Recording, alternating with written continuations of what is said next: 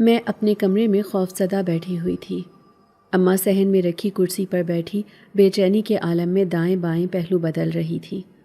اتنے میں دروازے پر دستک ہوئی۔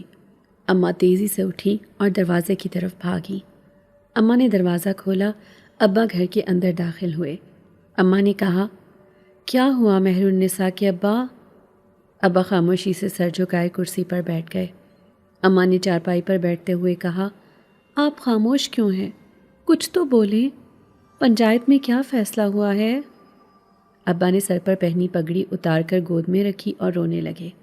اماں نے اپنے دل پر ہاتھ رکھ لیا اور بولی، ہائے ہائے مہر النساء کے ابا، خدا کے لیے وہ نہ کہنا جو یہ کان سن نہیں سکتے۔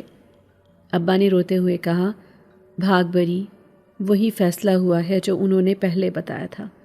اس فیصلے سے وہ 1 انچ پیچھے نہیں ہٹے۔ پنچایت سے وڈیرے نے ہمارے بیٹے کو بھی حویلی میں رکھ لیا ہے اور حکم دیا ہے کہ جس دن ہماری بیٹی کی رخصتی ہوگی اسی دن ہمارے بیٹے کو گھر بھیج دے گا۔ یہ سنتے ہی میری آنکھوں سے آنسو بہنے لگے۔ میری تو زندگی برباد ہو گئی۔ اماں نے کہا، ہائے میرے مالک، مہر النساء کے ابا، میری بچی کا کیا قصور ہے؟ ہمارے بیٹے سے ایک غلطی ہو گئی، ان کے پاؤں پکڑ کر معافی مانگ رہے ہیں، پیسے ادا کر رہے ہیں، پھر ان کی نظر ہماری بیٹی پر کیوں ہے؟ ابا بولے، بھاگ بری، او بھاگ بھری، کہتا تھا، تجھے کہتا تھا کہ اپنے بیٹے کی اتنی سائیڈ مت لیا کر، مت اسے چودھری کے بیٹے کے ساتھ اٹھنے بیٹھنے دیا کر۔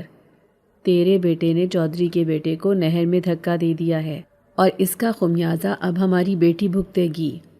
اماں نے کہا، نہ کرو مہر النساء کے ابا، نہ کرو، وہ حادثاتی طور پر نہر میں گرا ہے، میرے بچے نے اسے دھکا نہیں دیا۔ ابا نے کہا، مگر وہ تو نہیں مان رہے نا، وہ تو یہی کہہ رہے ہیں کہ ان کے بیٹے کو ہمارے بیٹے نے جان بوجھ کر نہر میں دھکا دیا ہے۔ ہم ٹھہرے غریب لوگ، ہمیں ضرورت کیا ہے اپنے سے بڑے لوگوں میں اٹھے بیٹھیں، ان کے ساتھ دوستیاں بنائیں؟ تیرے بیٹے نے جان بوجھ کر نہ بھی کیا ہو تو اب میں کیا کروں؟ بیٹی کو بچاؤں یا بیٹے کو؟ اماں نے روتے ہوئے کہا، کچھ کرو مہر النساء کے ابا، کچھ کرو۔ وہ لوگ شادی کے بعد میری بیٹی کے ساتھ نہ جانے کیا کریں گے، آخر وہ ہماری بیٹی لینے کے لیے زبردستی کیوں کر رہے ہیں؟ ابا خاموش تھے۔ وہ خاموشی سے اٹھے اور بوجھل قدموں کے ساتھ اپنے کمرے کی طرف چل پڑے۔ ابا کا چہرہ بتا رہا تھا کہ وہ مجبور اور بے بس تھے، کچھ نہیں کر سکتے تھے۔ میں اپنے کمرے میں بیٹھی سسکیاں لے لے کر رو رہی تھی۔ اتنے میں اماں میرے کمرے میں آئیں۔ مجھے روتے ہوئے دیکھا تو میرے پاس آ کر بیٹھ گئیں اور مجھے گلے سے لگا لیا۔ میں نے کہا، اماں مجھے بچا لو، اماں مجھے بہت ڈر لگ رہا ہے۔ اماں مجھے گلے سے لگائے رو رہی تھی۔ میرے بڑے بھائی عدنان کی دوستی چودھری کے بیٹے کے ساتھ تھی۔ ابا نے بھائی کو کئی دفعہ منع کیا کہ چودھری کے بیٹے کے ساتھ دوستی نہ رکھے، مگر بھائی باز نہ آئے۔ دوستی کی وجہ یہ تھی کہ بھائی شطرنج کھیلنے میں ماہر تھے اور چودھری کا بیٹا بھائی کے ساتھ شطرنج کھیلتا اور سیکھتا تھا۔ ایک دن بھائی اور چودھری کا بیٹا نہر کنارے شطرنج کھیل رہے تھے۔ چودھری کے بیٹے کے 2 اور دوست بھی ان کے ساتھ تھے۔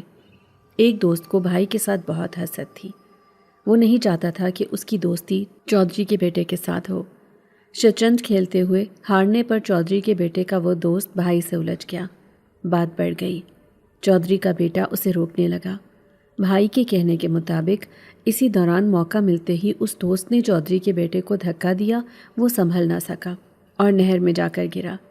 اس کے بعد اس نے بھائی پر الزام لگا دیا کہ بھائی نے اسے نہر میں دھکا دیا ہے۔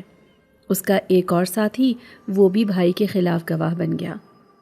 بھلا چودھری کے بیٹے کی بات سے انکار کون کر سکتا تھا؟ یہی تو موقع تھا اس کے سامنے اپنے نمبر بنانے کا۔ بات پنچایت میں گئی۔ چودھری کے بیٹے بھائی کو پکڑ کر لے گئے۔ وہ بھائی کو مار بھی سکتے تھے، لیکن اسی دوران گاؤں کے سب سے طاقتور وڈیرے نے اس معاملے میں مداخلت کی۔ اس نے تحمل سے بھائی اور چودھری کے دوستوں سے بات کی۔ شاید وہ بھی کہیں نہ کہیں یہ سمجھ گیا تھا کہ اس معاملے میں بھائی کا قصور نہیں ہے، مگر چودھری تو ہر حال میں بدلہ لینے پر تلا ہوا تھا۔ لہٰذا وڈیرے نے اس کا حل یہ نکالا کہ جو چلا گیا وہ تو واپس نہیں آ سکتا، تو اس دشمنی کو رشتہ داری میں بدل دیا جائے۔ پہلے تو چودھری نے اس بات پر بہت واویلا کیا، لیکن پھر نہ جانے اسے کیا سوجی کہ وہ اس بات پر راضی ہو گیا۔ لیکن اتنے بڑے معاملے میں چودھری کا اچانک چپ ہو جانا کسی بڑے طوفان کا اشارہ تھا۔ کوئی اپنی جوان اولاد کا غم کیسے بھول سکتا تھا؟ جو بھی ہو رہا تھا یقیناً اس کا بوجھ اب مجھے اٹھانا تھا۔ مجھے یہ صاف نظر آ رہا تھا۔ ابا 3 دن تک وڈیرے کے پاس آتے جاتے رہے، کوئی اور راستہ نکالنے کی کوشش کرتے رہے، مگر کچھ نہ ہو سکا۔ چودھری اب اسی بات پر قائم تھا۔ وڈیرے نے ابا سے کہا کہ پریشان نہ ہو، میں خود مہر النساء کی ذمہ داری لوں گا، مگر کوئی کسی کی عمر بھر ذمہ داری تو نہیں لے سکتا۔ 1 ہفتے کے بعد میرے نکاح کی تاریخ مقرر ہو گئی۔ میں اس شادی کو رکوانے کے لیے کسی کی کیا منت کرتی؟ گھر میں تو پہلے ہی ماتمی ماحول بنا ہوا تھا۔ وہ وقت بھی آن پہنچا جب 2 دن کے بعد میرا نکاح تھا۔ وڈیرے نے بھائی کو گھر بھیج دیا تھا۔ اماں بھائی پر صدقے واری جا رہی تھی۔ ہم صرف 2 بہن بھائی ہی تو تھے۔ اماں ابا کے لیے تو ہم دونوں ہی قیمتی تھے، لیکن میں اپنے آنے والے مستقبل سے خوفزدہ تھی۔ ابا میری شادی کسی غریب غربا میں کر دیتے، میں فاقے کر لیتی، مگر یہاں شادی نہ کرتے۔ میری عمر فقط 20 سال تھی۔ میرے سامنے پہاڑ جیسی زندگی پڑی تھی۔ 2 دن بعد میرا نکاح تھا۔ آدھی رات کا وقت تھا۔ میں کمرے میں اپنی چارپائی پر لیٹی آنسو بہا رہی تھی۔ میرے ساتھ والی چارپائی پر اماں گہری نیند سو رہی تھی۔ میں خاموشی سے اٹھی اور صحن میں چلی آئی۔ میں سسکیاں لے رہی تھی۔ دوسرے کمرے میں ابا اور بڑے بھائی سو رہے تھے۔ کمرے کا دروازہ کھلا تھا۔ میں نے ابا اور بھائی کو حسرت بھری نگاہ سے دیکھا۔ واپس اپنے کمرے میں آئی۔ الماری میں رکھے پلاسٹک کے ڈبے میں سے کچھ پیسے نکالے۔ یہاں امی بچت کے پیسے رکھا کرتی تھی۔ میں نے اپنا ایک جوڑا اٹھایا، چادر اوڑھی۔ نہ جانے ٹھیک تھا یا نہیں، لیکن دماغ نے ایک فیصلہ کیا اور دل نے فوراً اس کی تائید کر دی۔ میں نے ایک آخری نگاہ اماں پر ڈالی اور آہستہ سے کمرے سے باہر نکل گئی۔ باہر والے دروازے پر پہنچی تو دل بہت بوجھل تھا اور آنکھوں سے آنسوؤں کی جھڑی بہہ رہی تھی۔ نہ جانے میری اس حرکت کا کیا انجام ہو، مگر پھر بھی میں نے آہستہ سے ہمت کر کے دروازہ کھولا، بسم اللہ پڑھی اور گھر سے باہر نکل آئی۔ آدھی رات کا وقت تھا، گہری خاموشی تھی۔ میں نے چادر میں منہ چھپایا اور چل پڑی۔ جاؤں گی کہاں؟ دل نے یہ سوال نہیں کیا تھا۔ مجھے تو بس اس شادی کے آگے اپنی موت نظر آ رہی تھی۔ آدھی رات کے وقت میں تیز تیز قدم اٹھائے انجان سمت میں چلی جا رہی تھی۔ کہیں دور سے کتوں کے بھونکنے کی آوازیں آ رہی تھی۔ جیسے ہی میں اپنے گھر کی گلی میں مڑنے لگی، مجھے 2 مرد نظر آئے۔ انہیں دیکھ کر میں فوراً پیچھے ہٹ گئی۔ یہ کون تھے اور اس وقت یہاں کیا کر رہے تھے؟ ایک آدمی کی آواز میرے کانوں سے ٹکرائی۔ میری بات کان کھول کر سن، ہمیں ٹارگٹ مکمل کر کے جلد از جلد یہاں سے نکلنا ہے۔ دوسرا بولا، یار صبر بھی تو کر، بچیاں اغوا کرنا کیا خالہ جی کا ویڑا ہے؟ یہ سنتے ہی خوف سے میں لرز گئی۔ میں نے تیز تیز قدم اٹھائے اور ساتھ والی گلی میں گھس گئی۔ اس گلی میں کوئی نہیں تھا۔ اب میں نے باقاعدہ بھاگنا شروع کر دیا تھا۔ مجھے تو اب یہ ڈر لگنے لگا تھا کہ کہیں وہ لوگ مجھے اغوا ہی نہ کر لیں۔ گھر کی 4 دیواری کے اندر میں خود کو محفوظ تصور نہیں کر رہی تھی، لیکن 4 دیواری سے باہر کی دنیا کتنی خوفناک تھی، اس کا ابھی مجھے علم ہی کہاں تھا۔ میں گلی سے نکلی اور بڑی سڑک پر آ گئی۔ مجھ پر شدید خوف طاری تھا، کہیں کوئی مجھے دیکھ نہ لے۔ میں تیز تیز قدم اٹھاتی سڑک پر چلنے لگی۔ اچانک مجھے اپنے پیچھے قدموں کی آہٹ سنائی دی۔ قریب ہی ایک دکان کے پاس ریڑھی کھڑی تھی۔ میں اس ریڑھی کے پیچھے چھپ کر بیٹھ گئی۔ سڑک پر تقریباً اندھیرا ہی تھا، بس چاند کی مدھم سی روشنی میں ذرا سا رستہ سجائی دے رہا تھا۔ 2 آدمی اسی طرف چلے آ رہے تھے۔ میں ریڑھی کے پیچھے چھپی خوف سے کانپتے ہوئے انہیں دیکھ رہی تھی۔ آخر کار وہ باتیں کرتے ہوئے نظروں سے اوجھل ہو گئے۔ میں نے شکر کا کلمہ پڑھا کہ ان میں سے کسی کی نظر مجھ پر نہیں پڑی تھی۔ اچانک کسی نے پیچھے سے میرے کندھے پر ہاتھ رکھ دیا۔ میں نے اچھل کر پیچھے ہٹ کر دیکھا۔ میرے پیچھے نہایت گندے حلیے میں ایک مرد کھڑا تھا۔ میری بس چیخ نکلتے نکلتے رہ گئی۔ وہ نشے میں جھوم رہا تھا۔ بولا، اللہ کے نام پر کچھ دیتی جا۔ میں جلدی جلدی کھڑی ہوئی اور وہاں سے بھاگ پڑی۔ وہ آدمی میرے پیچھے یہ کہتے ہوئے بھاگا، رک تو صحیح۔ اسی لمحے اسے ٹھوکر لگی اور وہ منہ کے بل زمین پر جا گرا۔ وہ نشئی تھا۔ اس کا حلیہ بتا رہا تھا کہ اسے ارد گرد کا کوئی ہوش نہیں ہے۔ اب مجھے جتنا جلد ہو سکے اپنے علاقے سے نکلنا تھا۔ میں اب گھر واپس بھی نہیں جا سکتی تھی، کیونکہ آدھی رات کے وقت گھر سے باہر قدم رکھنا بذات خود بہت بڑا جرم تھا، جس کی ہمارے معاشرے میں معافی نہیں تھی۔ میں سنسان سڑک پر کافی دیر تک چلتی رہی، نہ جانے کہاں جا رہی تھی، مجھے کچھ معلوم نہیں تھا۔ میں انجان سمت میں ساری رات چلتی رہی۔ آخر کار مجھے اذان کی آواز آئی، یعنی کہ فجر کا وقت ہو چلا تھا۔ بس تھوڑی ہی دیر میں اجالا ہونے والا تھا۔ اماں اور ابا اس وقت فجر کی نماز کے لیے اٹھتے تھے۔ وہ بھی اٹھ چکے ہوں گے اور مجھے گھر میں نہ دیکھ کر ان پر کیا بیتے گی۔ میں سوچ سوچ کر پاگل ہو رہی تھی۔ چل چل کر میں بالکل تھک چکی تھی۔ سڑک کے کنارے مجھے ایک ٹوٹا پھوٹا چھوٹا سا گھر نظر آیا۔ میرے پاؤں تھکن سے شل ہو چکے تھے۔ اس گھر کا دروازہ ٹوٹا ہوا تھا۔ میں آرام کرنے کی غرض سے گھر کے اندر چلی گئی۔ اندر ایک ٹوٹا پھوٹا سا کمرہ تھا۔ اس گھر کے حلیے سے صاف ظاہر تھا کہ اس میں کوئی بھی نہیں رہتا۔ میں کمرے کے اندر گئی اور زمین پر لیٹ گئی۔ مجھے آرام کی سخت ضرورت تھی۔ اب مجھ سے ایک قدم چلنا بھی ممکن نہیں تھا۔ میں زمین پر لیٹی اور سو گئی۔ تقریباً 2 گھنٹے کے بعد میری آنکھ کھلی۔ میں نے کمرے سے باہر جھانکا تو دن چڑھ چکا تھا۔ یقیناً میں کافی دیر تک سوتی رہی تھی۔ میں نے اپنے کپڑوں کا جوڑا اٹھایا، اس کھنڈر نما گھر سے نکلی اور آگے چل پڑی۔ میرے لیے بہتر یہی تھا کہ میں کسی گاڑی میں بیٹھوں اور یہاں سے بہت دور چلی جاؤں۔ دروازے پر زور زور سے دستک ہوئی۔ اماں، ابا اور بھائی کمرے میں بیٹھے ہوئے تھے۔ اماں چارپائی سے اٹھ کھڑی ہوئیں اور بولیں، ہائے اللہ، مہر النساء کے ابا، کون آ گیا؟ ابا نے کہا، میں دیکھتا ہوں۔ دروازے پر دوبارہ پہلے سے زیادہ زور سے دستک ہوئی۔ ابا نے دروازہ کھولا اور چودھری بے دھڑک اپنے 2 آدمیوں کے ساتھ گھر میں گھس آیا۔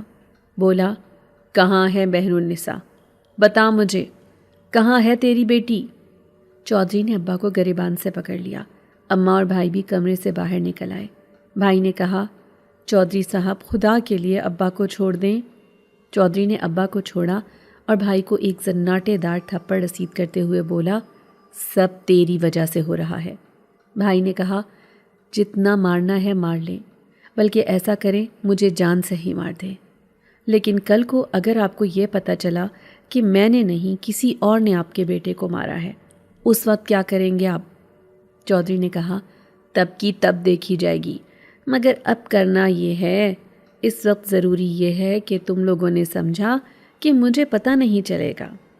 جانتے ہو، صبح صبح تیری بہن کو سڑک پر جاتے ہوئے میرے منشی نے دیکھا ہے۔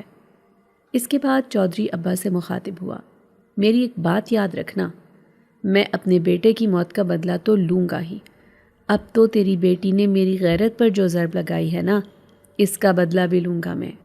اس کے بعد وہ اپنے ساتھیوں سے بولا، فوراً منشی کے بتائے ہوئے ایڈریس پر پہنچو اور اس لڑکی کو بالوں سے گھسیٹتے ہوئے میرے پاس لے کر آؤ۔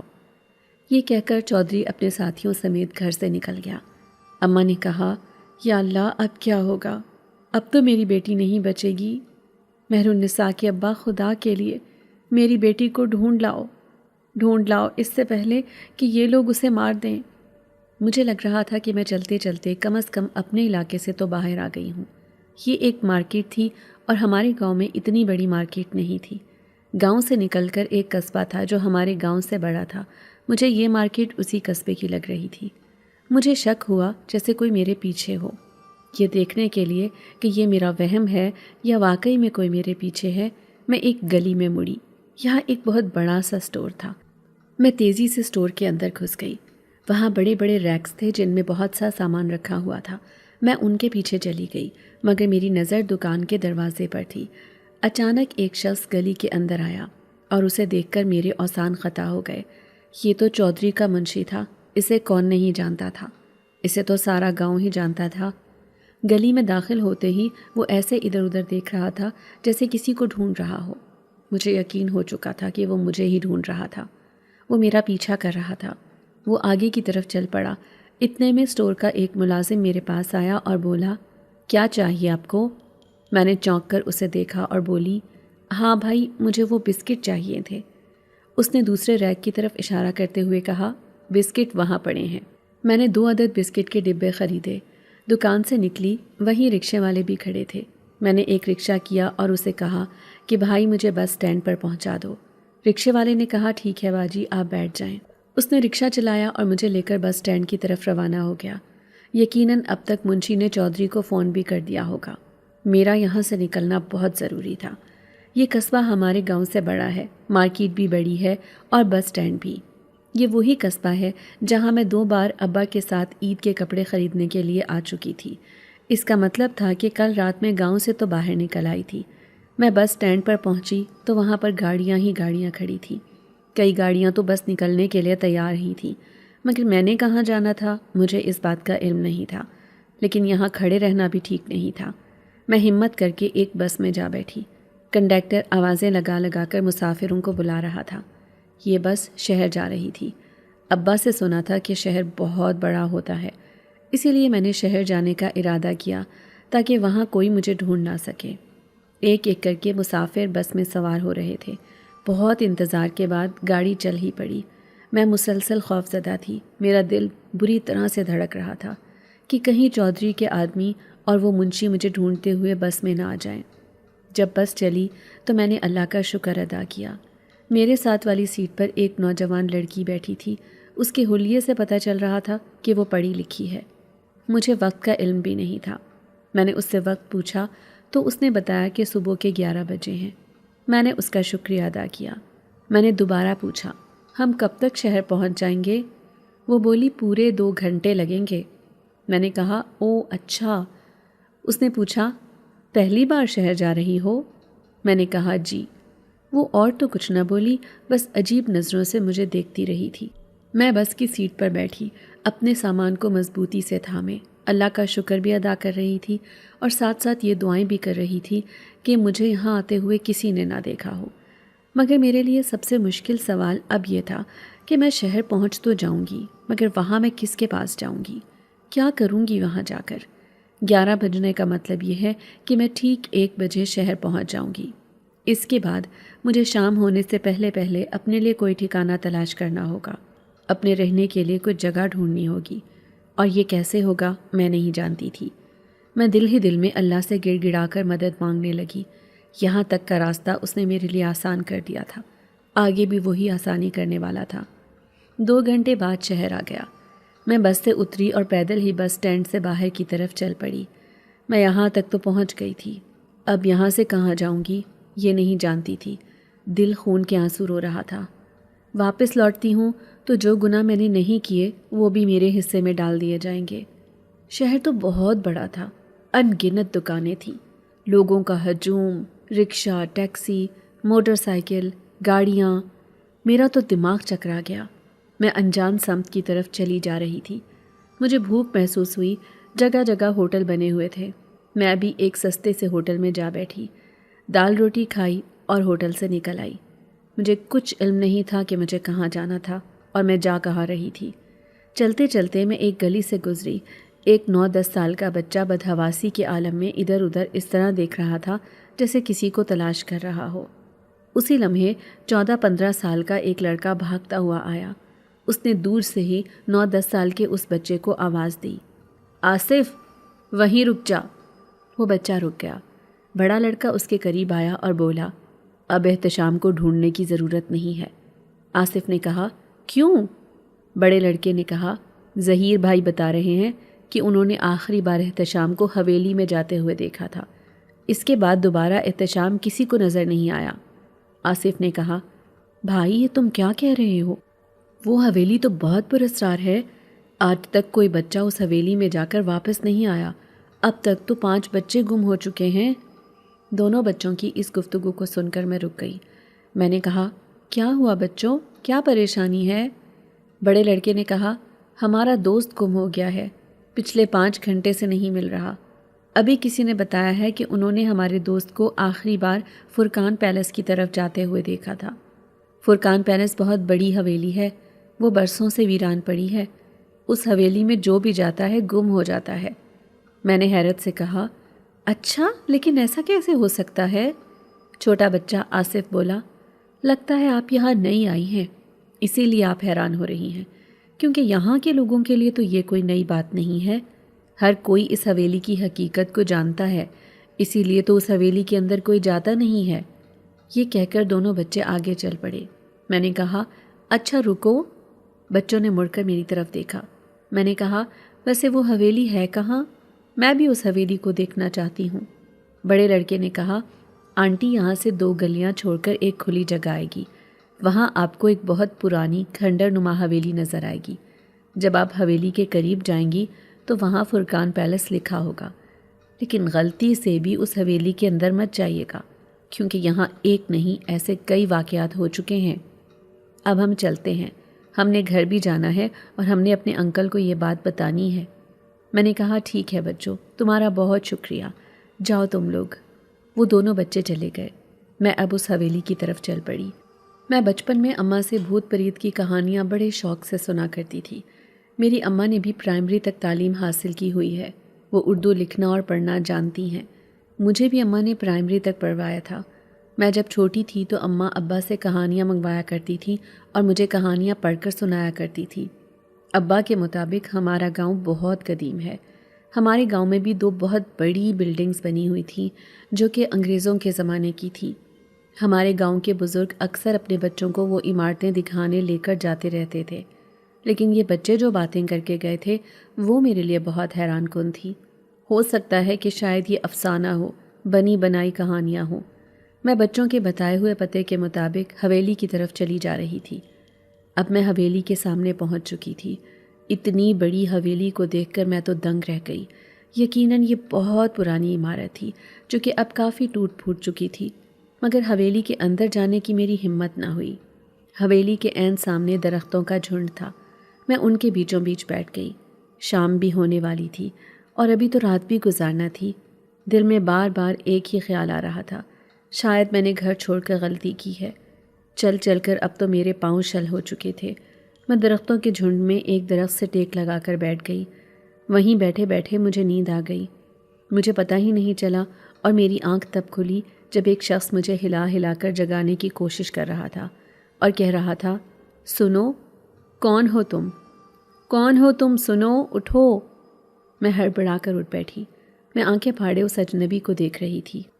اندھیرا ہو چکا تھا، اس کا مطلب میں کافی دیر تک سوتی رہی تھی۔ پینٹ شرٹ میں ملبوس اس شخص نے کہا، اٹھو، یہاں سے باہر نکلو، یہاں کیوں بیٹھی ہوئی ہو؟ میں درختوں کے جھنڈ سے باہر نکل آئی۔ ہم سے کچھ فاصلے پر ایک گاڑی کھڑی تھی۔ اس گاڑی میں 2 آدمی بیٹھے ہوئے تھے۔ اجنبی نے مجھے کہا، ٹکر ٹکر اس گاڑی کی طرف کیا دیکھ رہی ہو اور یہاں کیوں بیٹھی ہو؟ میں نے ڈرتے ڈرتے کہا، وہ میں اپنے گھر کا راستہ بھول گئی ہوں۔ وہ اجنبی بولا، اپنی عمر اور قد دیکھو اور پھر اپنی بات دیکھو۔ اس عمر میں بھی کوئی گھر کے راستے بھولتا ہے؟ سچ سچ بتاؤ، کون ہو تم؟ میرے پاس اس کی بات کا کوئی جواب نہیں تھا۔ وہ دوبارہ بولا، چلو یہ بتاؤ کہاں سے آئی ہو؟ ہمارے پاس گاڑی ہے، ہم تمہیں تمہارے گھر پہنچا دیتے ہیں۔ میں نے کہا، اس کی ضرورت نہیں، میں خود چلی جاؤں گی۔ یہ کہہ کر میں چل پڑی۔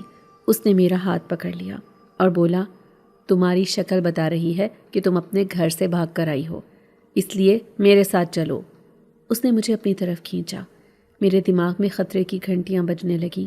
میں نے ایک جھٹکے سے اپنا ہاتھ چھڑوایا اور بھاگ پڑی۔ وہ آدمی چلایا، رک جاؤ۔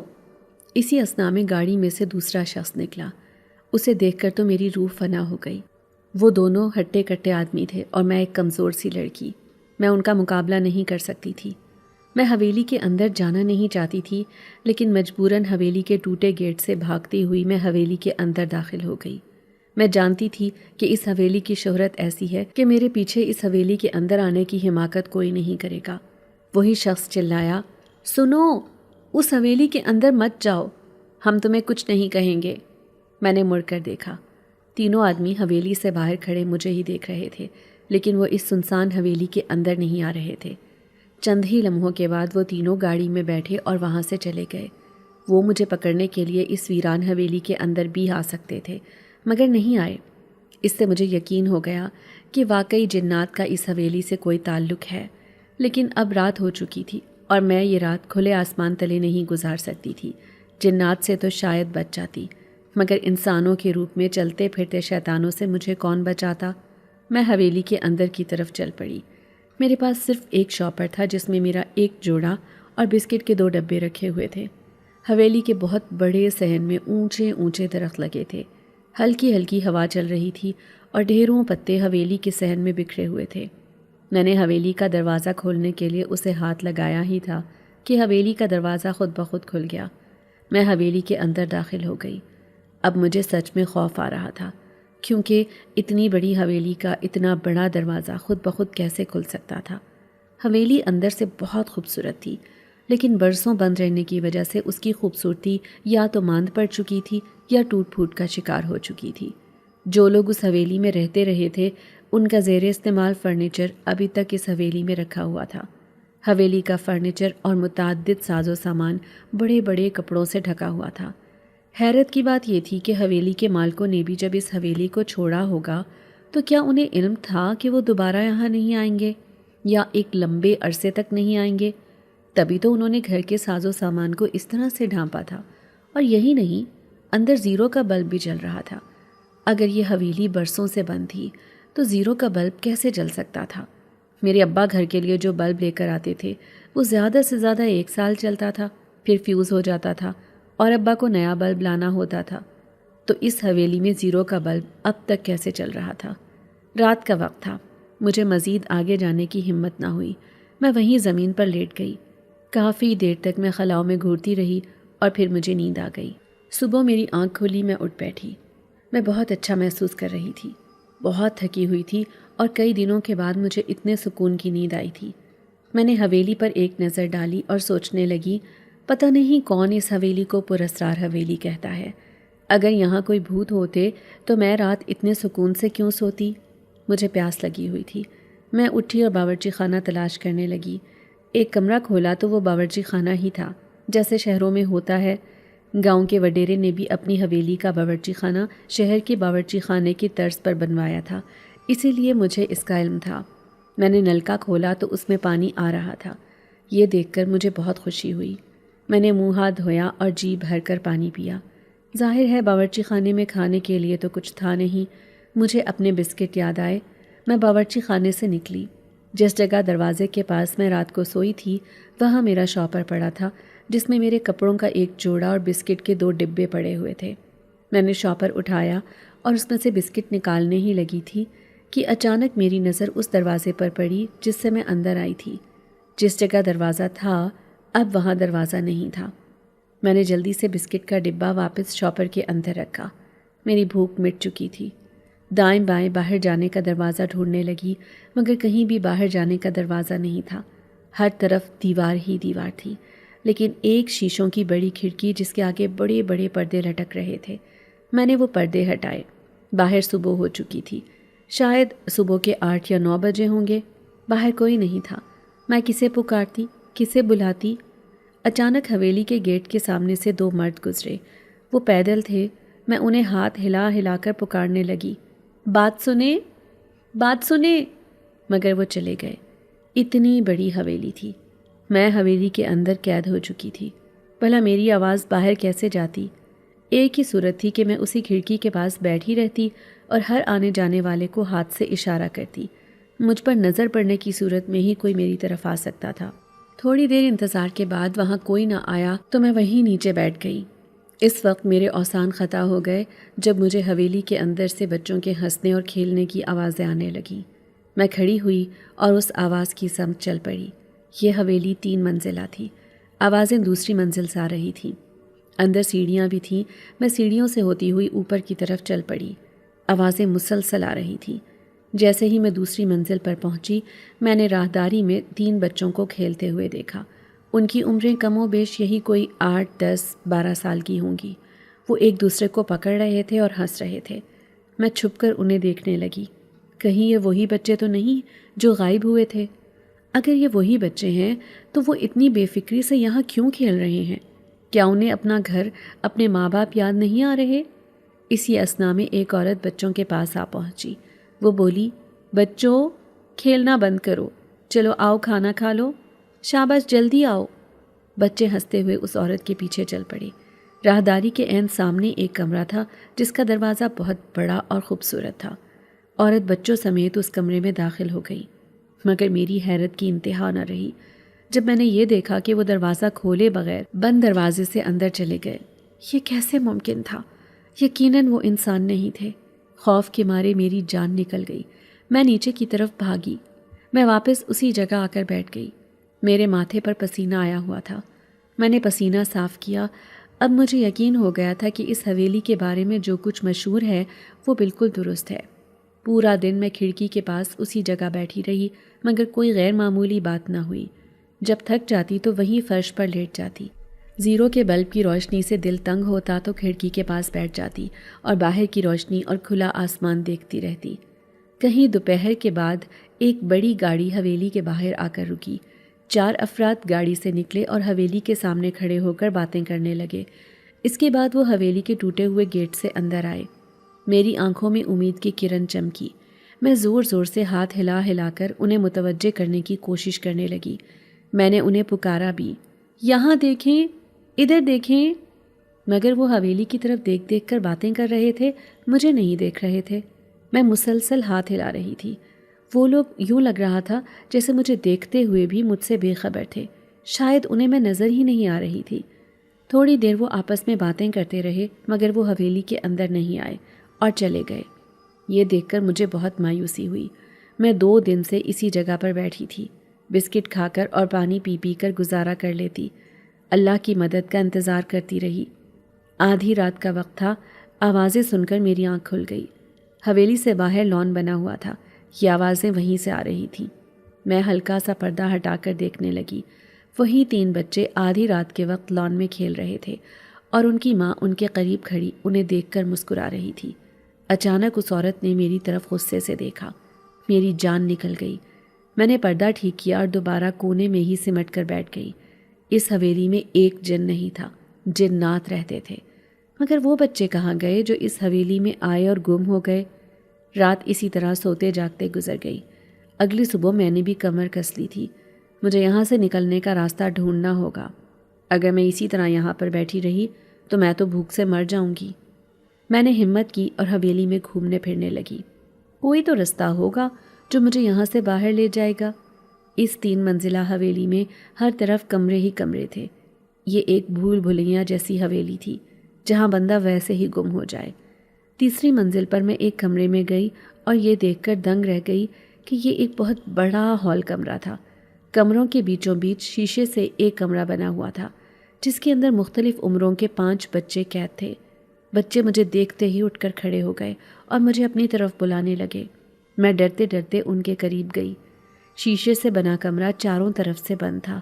بچے مسلسل بول رہے تھے، مگر ان کی آوازیں باہر نہیں آ رہی تھی اور مجھے کچھ سمجھ نہیں آ رہا تھا کہ وہ کیا کہنا چاہ رہے ہیں، مگر ان کے اشاروں سے میں نے اندازہ لگایا کہ وہ مجھے اس قید خانے سے باہر نکالنے کا کہہ رہے تھے۔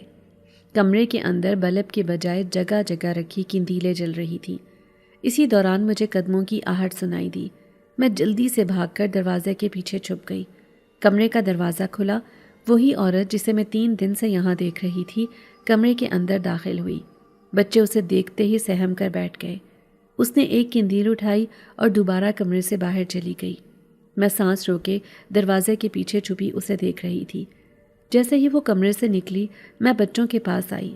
میں نے انہیں اشاروں میں سمجھانے کی کوشش کی کہ میں انہیں یہاں سے نکالنے کی پوری کوشش کروں گی۔ شاید وہ سمجھ گئے تھے، جبھی خاموش ہو کر بیٹھ گئے۔ میں کمرے سے باہر نکلی۔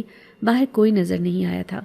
میں حویلی میں وہ راستہ ڈھونڈنے لگی جہاں سے ہمیں باہر نکلنا تھا۔ اس پراسرار حویلی میں صرف کمرے اور راہداریاں تھیں۔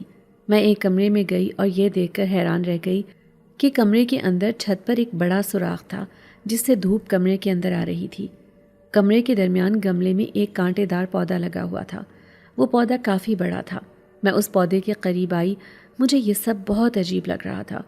میں اس پودے کو ہاتھ لگانے ہی والی تھی کہ اچانک ایک آواز آئی۔ میں نے مڑ کر دیکھا۔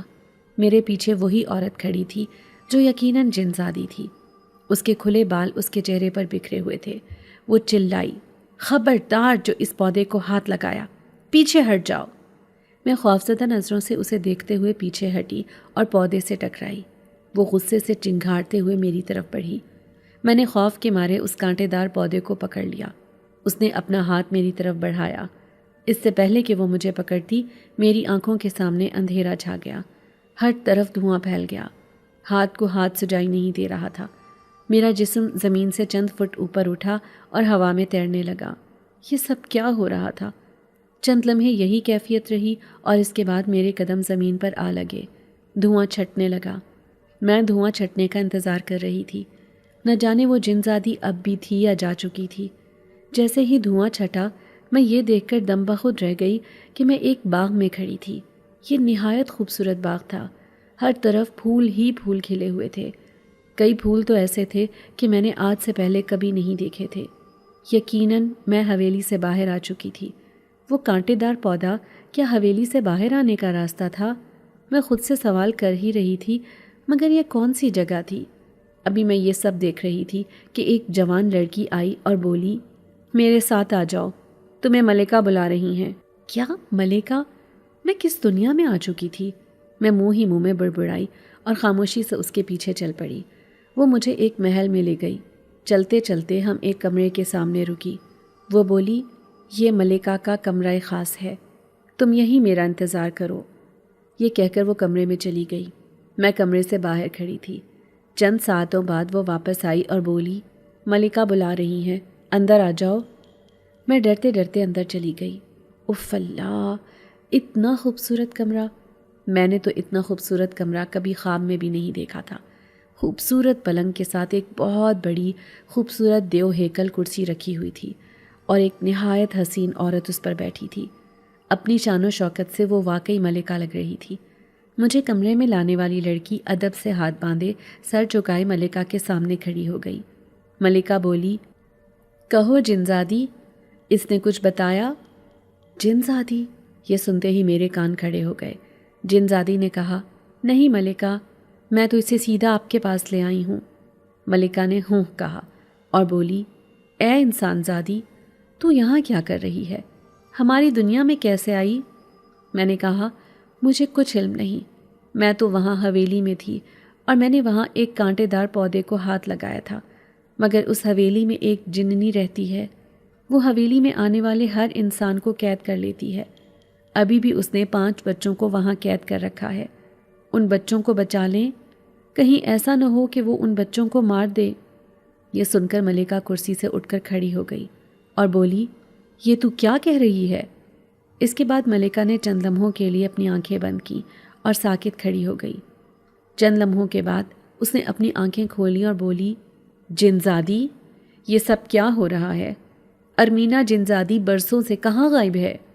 ملازمہ جنزادی نے کہا، نہیں معلوم ملکہ، بس اتنا جانتی ہوں کہ ایک بار وہ انسانوں کی دنیا میں گئی تھی، اس کے بعد وہ واپس نہیں آئی۔ ملکہ نے تالی بجائی۔ ایک دیو ہیکل جن کمرے میں داخل ہوا۔ ملکہ نے اسے حکم دیا، اس عورت کے ساتھ جاؤ اور ارمینا جنزادی اور اس کے بچوں کو یہاں لے کر آؤ۔ جن نے کہا، جو آپ کا حکم ملکہ۔ جن نے مجھے نظر اٹھا کر دیکھا۔ اس کے بعد میری آنکھیں خود بخود بند ہو گئیں۔ مجھے کچھ پتہ نہیں چلا کہ کیا ہوا۔ چند لمحوں بعد جیسے مجھے ہوش آ گیا اور میں نے خود کو حویلی کے اندر پایا، مگر یہ کیا؟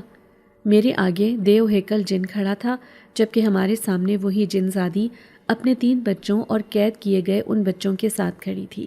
جن نے کہا، ارمینا جنزادی، تمہیں ملکہ یاد کر رہی ہیں۔ جنزادی نے کہا، کیوں یاد کر رہی ہیں؟ جن بولا، مجھے نہیں معلوم، لیکن تم ابھی میرے ساتھ چلو۔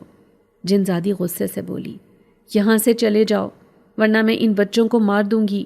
جن نے کہا، ارمینا جنزادی، تم ملکہ کی حکم عدولی کر رہی ہو، تم اس کے نتائج جانتی ہو، اس کے نتائج خطرناک بھی ہو سکتے ہیں۔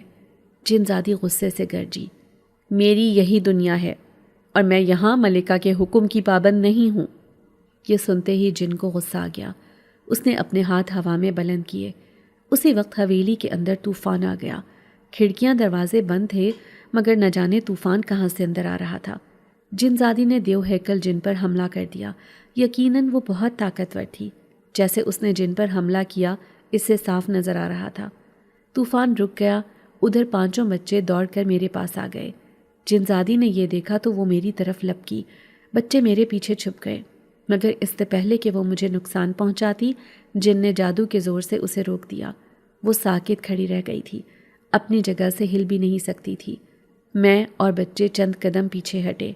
جنزادی چلائی، یہ سب بیکار ہے۔ برسوں میں میری طاقت اتنی بڑی ہے کہ کوئی میرا مقابلہ نہیں کر سکتا۔ اس نے آنکھیں بند کر کے کچھ پڑھا۔ جیسے ہی اس نے آنکھیں کھولیں وہ بالکل نارمل تھی۔ ہم سب اسے حیرت سے دیکھ رہے تھے۔ وہ اپنی بھیانک آواز میں کہکہا لگا کر ہنسنے لگی اور دوبارہ میری طرف بڑھی ہی تھی کہ اسی لمحے ملکہ ظاہر ہو گئی۔ ملکہ اپنی اسی شاندار تخت نما کرسی پر بہت شان سے بیٹھی ہوئی تھی۔ بولی، رک جاؤ ارمینا، جلدی کیا ہے؟ ملکہ کی آواز سنتے ہی جنزادی نے مڑ کر دیکھا، مگر ملکہ نے اپنا ہاتھ ارمینا جنزادی کی طرف بڑھایا اور اسے اتنی زور سے تھپڑ مارا کہ وہ دور جا گری اور دوبارہ اٹھ نہ سکی۔ ملکہ نے کہا، تو نے سمجھا تھا کہ شاید ہمیں کبھی کچھ پتہ نہیں چلے گا۔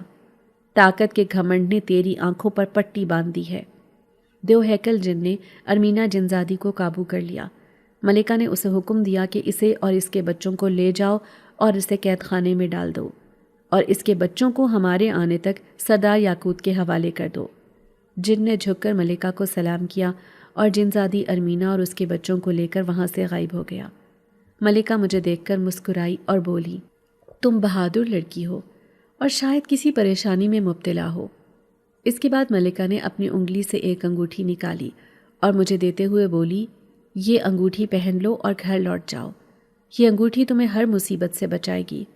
میں نے مسکراتے ہوئے کہا، کیا سچ میں؟ ملکہ نے مسکراتے ہوئے ہاں میں سر ہلا دیا۔ میں نے ملکہ سے انگوٹھی لی اور اپنی انگلی میں پہن لی۔ انگوٹھی پہن کر میں نے ملکہ کا شکریہ ادا کیا۔ وہ غائب ہو گئی۔ ملکہ کے غائب ہونے کے بعد سب کچھ نارمل ہو گیا، مگر اب ہم باہر کیسے نکلیں گے؟ میری نظر دروازے والی جگہ پر پڑی تو اب وہاں دروازہ دکھائی دے رہا تھا۔ یہ دیکھ کر بچے خوشی سے چلائے، باجی وہ دیکھیں دروازہ۔ اسی اثنا میں ہمیں گاڑیوں کی آوازیں آئیں۔ میں نے بھاگ کر دروازہ کھولا۔ میں بچوں سمیت حویلی سے باہر نکلی۔ باہر 4 گاڑیاں کھڑی تھیں، 2 پولیس کی تھیں اور 2 گاڑیوں میں عام لوگ تھے۔ بچے بھاگ کر ان سے گلے ملنے لگے۔ بچوں نے انہیں بتایا کہ ان باجی نے ہماری جان بچائی ہے۔ وہ لوگ میرے شکر گزار ہونے لگے۔ ان میں سے ایک شخص نے میرے سر پر ہاتھ رکھا اور مجھے بھی اپنے ساتھ اپنے گھر لے گیا۔ یہ احتشام کے والد امین صاحب تھے۔ بہت روپے پیسے اور اثر و رسوخ والے شخص تھے۔ انہوں نے میری بہت خاطر مدارت کی اور میرے متعلق پوچھا۔ میں نے شرماتے گھبراتے انہیں کھل کر ساری حقیقت بتا دی۔ امین صاحب کہنے لگے، تم فکر نہ کرو بیٹی، میں خود تمہیں گاؤں لے کر جاؤں گا، اور اگر شہر کے ایس پی سے بات کرنی پڑی تو ان سے بھی بات کروں گا۔ یہ تو سراسر زیادتی ہے۔ امین صاحب کی بیوی اور 2 جوان بیٹیاں بھی تھیں۔ سب گھر والے بہت اچھے تھے۔ میں ایک دن ان کی طرف رہی۔ اس دوران امین صاحب نے اپنے تعلقات کے بڑے بڑے لوگوں سے رابطہ کیا اور میرے مسئلے پر بات کی۔ اگلے دن امین صاحب نے کہا، مہرالنساء بیٹی تم تیار رہنا، ہم 1 بجے تمہارے گاؤں کی طرف نکلیں گے۔ میرے ساتھ شہر کے ایس پی اور کمشنر صاحب بھی ہوں گے۔ انہوں نے اپنی بیگم کو بھی تیار ہونے کے لیے کہا کہ اکیلی لڑکی کو ساتھ لے کر جانا ٹھیک نہیں، نہ جانے وہ لوگ کیا اندازے لگانے بیٹھ جائیں، اس لیے تم بھی تیار ہو جاؤ۔ امین صاحب کی بیگم بھی تیار ہو گئی۔ ہم لوگ دوپہر کا کھانا کھا کر نکلے۔ ایس پی اور کمشنر کے علاوہ شہر کا ایس ایچ او بھی ساتھ تھا۔ بہرحال تقریباً 2 گھنٹے بعد ہم گاؤں میں داخل ہوئے۔ امین صاحب نے مجھے اور اپنی بیگم کو میرے گھر ڈراپ کیا اور گاؤں کے وڈیرے کی حویلی پر ایک بار پھر پنچایت لگ گئی۔ میرے ابا، بھائی، علاقے کے معززین اور چودھری کو بھی وہیں بلا لیا گیا۔ امین صاحب نے وڈیرے سے صرف ایک ہی سوال کیا، ایک قتل ہوا ہے، اس قتل کی تفتیش نہیں کی گئی۔ قتل کی تفتیش کرائے بغیر، ملزم پر جرم ثابت کیے بغیر آپ نے فیصلہ کیسے سنایا؟ اور وہ بھی یہ کہ اس بے قصور لڑکی کی قربانی دے دی جائے جس کا کوئی قصور ہی نہیں؟ آخر یہ فیصلہ آپ نے کیا کیسے؟ امین صاحب کے اس ایک ہی سوال نے وڈیرے کو بولنے کا موقع ہی نہیں دیا۔ گاؤں کے تھانے کا تھانے دار بھی آ گیا۔ کمشنر نے خود اسے حکم دیا کہ اس قتل کی تفتیش کرو اور 1 ہفتے کے اندر رپورٹ مجھے جمع کراؤ۔ پنچایت میں سب کے پسینے نکلے ہوئے تھے۔ کسی کی بات کرنے کی ہمت نہیں ہوئی، خاص طور پر چودھری کے بیٹے کے وہ 2 دوست جن میں سے ایک نے چودھری کے بیٹے کو نہر میں دھکا دیا تھا اور دوسرے نے جھوٹی گواہی دی تھی۔ امین صاحب کی مہربانی سے میری جان اور زندگی دونوں بچ گئیں۔ ان کی بیگم ہمارے لیے بہت سارے تحفے بھی لائی تھیں۔ انہوں نے ہمیں تحفے دیے اور امین صاحب نے جاتے جاتے ابا سے ایک بات کہی جو مجھے بہت پسند آئی، بہنیں بھائیوں کی غلطیوں کا بوجھ اٹھانے کے لیے پیدا نہیں ہوتیں۔ ابا اور اماں نے ان کا شکریہ ادا کیا اور وہ چلے گئے۔ اس کیس کی تفتیش اسی دن شروع ہو گئی۔ ادھر تفتیش شروع ہوئی، ادھر اگلے ہی دن خبر ملی کہ چودھری کے بیٹے کے دونوں دوست گاؤں سے فرار ہو گئے ہیں۔ یہ خبر ملتے ہی سب کو یقین ہو گیا کہ بھائی کی بات بالکل درست تھی۔ خیر، پولیس اب ان کے پیچھے تھی، کیونکہ کمشنر صاحب خود اس معاملے کی نگرانی کر رہے تھے۔ کمشنر صاحب امین صاحب کے رشتہ دار تھے۔ آخر تھوڑی سی تگ و دو کے بعد پولیس نے انہیں گرفتار کر لیا اور انہوں نے اپنا جرم تسلیم بھی کر لیا۔ جب وڈیرے کو اس بات کا علم ہوا تو اس نے چودھری کو اپنی حویلی پر بلایا اور اسے لے کر ہمارے گھر ابا سے معذرت کرنے کے لیے آ گیا۔ ابا نے انہیں معاف تو کر دیا، مگر میں نے ابا سے یہ سوال کیا، ابا میری تو قسمت اچھی تھی، مگر کتنی ہی معصوم لڑکیاں اس طرح کے غلط فیصلوں کی بھینٹ چڑھ جاتی ہوں گی؟ میں یہ سوال آپ لوگوں کے لیے بھی چھوڑتی ہوں، کیا کسی کے پاس اس کا کوئی اعداد و شمار ہے؟